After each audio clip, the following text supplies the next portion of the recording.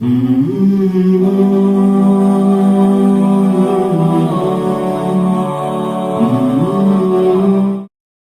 میں بتا رہا تھا میٹھا آیا کہاں سے ہے، یہ سمجھو. دیکھو ہندو گوشت نہیں کھاتے، ہندو گوشت نہیں کھاتے، لہذا ان کے پاس گوشت کا آلٹرنیٹ کیا ہے؟ اب اللہ نے جو لذت گوشت میں رکھی ہے نا کھانوں میں، وہ کسی اور چیز میں نہیں رکھی ہے. گوشت کی بریانی، گوشت کی نہاری، یہ سارے مزے کے کھانے کس کے ہوتے ہیں؟ تو ہندوؤں کے جو پنڈت لوگ تھے انہوں نے گوشت چھڑوا دی اپنی قوم سے مذہب کے نام پہ. اب ان کو کھانوں میں لذت پیدا کرنے کے لیے کچھ تو نیا لانا تھا نا. تو اب ان کے تبھی یہ جو ہندوستان میں کھانے پینے کی جو صنعت ہے نا، اس نے بڑی ترقی کی ہے. اتنی ویرائٹیز کھانے کی آپ کو دنیا میں کہیں نہیں ملیں گی جتنی ہندوستان میں ہے. وجہ اس کی کہ جب گوشت نہیں کھا رہے تو زندگی کا مزہ کیا ہو گیا؟ خراب.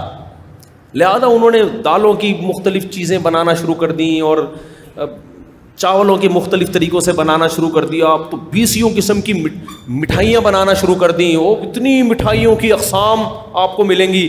تو مسلمانوں میں جو لڈو کھانے کا رواج آیا بہت زیادہ، یہ ہندوؤں کے ساتھ رہنے کی وجہ سے، ورنہ مسلمان بائی نیچر کیا تھا؟ گوشت خور تھا. تو اس لیے میں اس پر اتنی شدت سے بیان کرتا ہوں، ورنہ میرے میڈیکل سائنس میری فیلڈ نہیں ہے. تو اب چونکہ رمضان میں آپ اپنی صحت کو مینٹین رکھ سکتے ہیں، تو اس لیے ایسے کام مت کریں کہ مالداروں کا پیسہ آپ کے ڈائلیسس میں خرچ ہو. کوشش کریں اپنے گردوں کو بچائیں.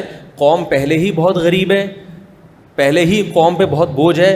تو جب یہ ڈائلیسس کے پیشنٹ ہی کم ہوں گے تو جو مالدار خرچ کرنا چاہتے ہیں ان کے پاس اور بہت سارے مصارف آ جائیں گے جہاں وہ خرچ کریں گے. تو میرا اپنا بھی ارادہ ہے کہ میں ڈاکٹروں کو لا کے، جو اچھے ایکسپرٹ حکیم ہیں یا ڈاکٹرز ہیں، ان کو لا کے لوگوں کو اویئر کروں. ابھی ہم نے ڈاکٹر خرم صاحب جو لندن میں ہوتے ہیں ان کا انٹرویو لیا ہے پوڈ کاسٹ، وہ بھی انشاءاللہ بھی شائع ہوگا کینسر کے بارے میں، کہ وہ بہت سی بے احتیاطیاں ہوتی ہیں جن سے آپ کو کینسر ہو جاتا ہے. اچھا میں نے ڈاکٹروں سے سنا ہے، یہ کینسر کے اسپیشلسٹ کہتے ہیں کہ سگریٹ پینا صحت کے لیے اتنا نقصان دہ نہیں ہے جتنا میٹھا زیادہ کھانا نقصان دہ ہے. سمجھتے ہو؟ سگریٹ پینا بھی نقصان دہ ہے، اتنا نہیں جتنا، کیونکہ میٹھا کھانے سے وزن کیا ہوتا ہے؟ اصل ہے وزن بڑھنا.